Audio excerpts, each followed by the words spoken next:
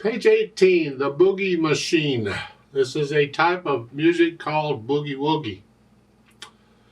It's a lot of fun. Can be. I like boogie woogies. And the pattern they're showing in the left hand is one of the patterns, standard patterns in boogie woogies. And I'll talk about it a little later. Let's look this over. It's a page and a half long or so, something like that.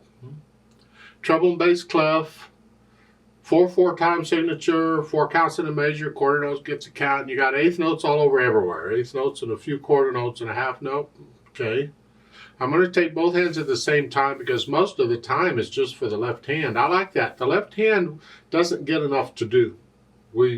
So the right hand usually gets a lot to do, so you get good with the right hand, the left hand's left out. So I like these things where the left hand gets to do stuff. Now this pattern in the left hand, as I said, is standard for boogie woogies. It's one of them, and let's look at it. At the beginning, you have down here, so you're sort of in this position, except the C sharp, we're going to use second finger on the C sharp when we get there. And it's here, C sharp.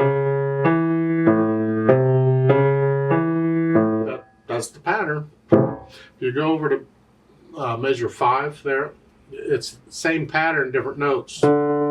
F sharp, same finger. The right hand's got the chords. The first line there, measure 2, an A chord. You got a C sharp in the middle. Next line, same thing. At the, let's see, measure 6. Then it would be, A and a D and a C. Okay. At the end, the right hand is, you got this chord and this chord. Just lift up and move. Try and get the notes all down at the same time. I don't, but maybe you can. You just lower the whole hand each time. Stay relaxed. Don't tense up for this. Stay relaxed. Let the wrist collapse a little bit. So it's 1 and 2 and 3 and 4 and. That's pretty much it until you get to measure 9. The measure 9 is 1 and 2 and C. Third finger now in C sharp. And then C natural. They don't need the natural sign. It's a natural anyway, but it doesn't hurt having it there because you just had a C sharp. And they're reminding you. But the rule for accidentals, remember, is it's good for that point on for the rest of the measure, but only that measure. So in measure 9, the first C has the sharp sign, but that sharp is good for the rest of the measures. So the other C is also sharped because it's in the same measure, but the next measure, it's a C natural anyway. Okay. You go through and put the hands together and they get rid of the hesitations. Go as slow as you need to, it doesn't matter, but no hesitations. And we think about the articulation. On the left hand, you're connecting this. Here, to here, to here, to here, and back over here. And the wrist will do whatever it does. I don't care what the wrist does.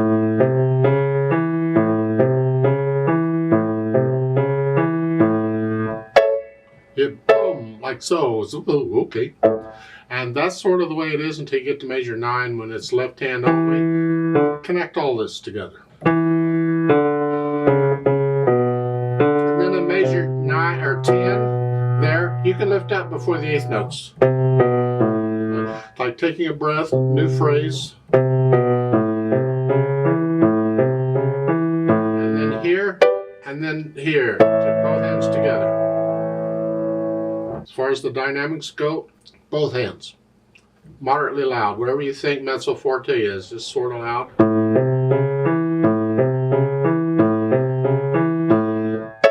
That makes the accent and notes loud, because the accent takes it up a notch to loud. And it's that way pretty much all through. Now measure 9, it does go up to loud. I'm letting the wrist collapse here. I'm not tensing up and playing with a stiff wrist. Let the weight do it and relax. Until measure 11, then we go back to here. Moderately loud, like you were. I suggest that you do the moderately loud at the last 2 8th notes there on measure 10. I think the MF is in the wrong place because it really starts, the phrase starts with the pickup notes. So those two eighth notes. So come down on those, moderately loud. Here. So measure 10, you're loud here, then come down. And you're moderately loud, no accent, just moderately loud and staccato.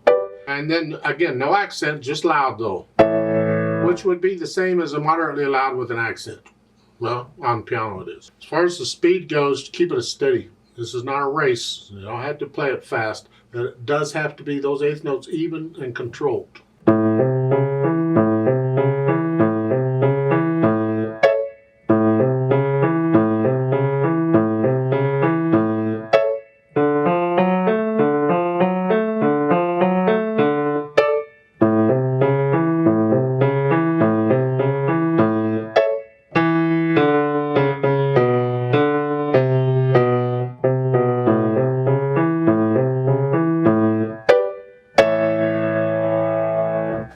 Yeah, something they do have a retardando at the end. If you want to slow it down a little bit, that's fine. They've added pedal for the half note. I don't like the pedal there, but if you want to use pedal, just push it down with the hands at the same time, and then lift it with the hands, and that's it. I'm not going to show pedal if that's all they're going to do. I'd prefer it without pedal, so I'm going to do it without. It's a personal choice. Do you like the sound? You try it both ways, and which do you like? I mean, there's a style of pedaling, a staccato pedal type thing, where you push the note down, or push the pedal down with the note and lift the pedal with the note. And if you have a staccato, you do the same with the pedal. It's just down and up.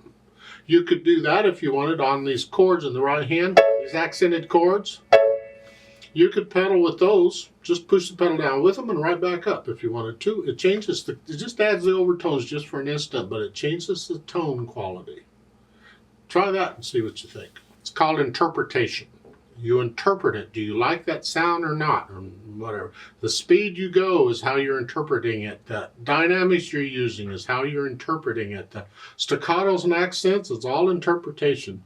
So you can experiment with that. I mean, you're kind of limited as far as experimenting. I mean, like the staccatos and accents, there's not a lot of experimenting you can do with that. It's just a short accented note. You can experiment with the length of the staccato. Maybe it's not short. Maybe it's a little longer. There's a long staccato. There's different ways of doing that too. And then, of course, the pedaling, you can experiment with that. A little bit about moving the hand. The left hand has to move. Well, you have a rest. And during that rest, you simply move it where it needs to go. But don't mess up the beat when you do that.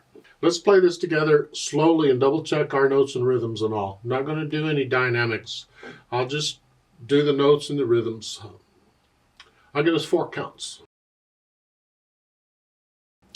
1 and 2 and ready and go and.